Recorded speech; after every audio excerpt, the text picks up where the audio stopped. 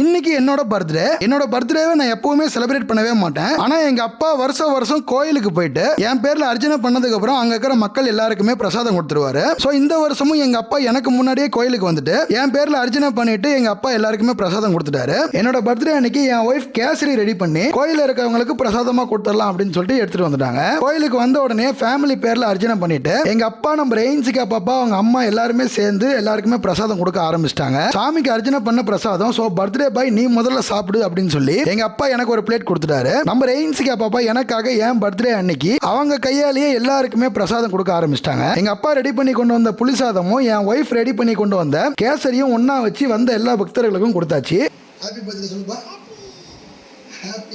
நாம photo frame business பண்றது உங்க எல்லாருக்குமே தெரியும். இந்த பெரிய சைஸ் போட்டோ ஃப்ரேம் வெறும் 699 ரூபாய் கொடுத்துக்கிட்டு இருக்கோம். உங்க குழந்தைங்க போட்டோ இல்ல உங்க ஃபேமிலி போட்டோ இதே மாதிரி போட்டோ ஃப்ரேம் பண்ணணும் அப்படின்னா இந்த வாட்ஸ்அப் நம்பருக்கு மெசேஜ் பண்ணுங்க.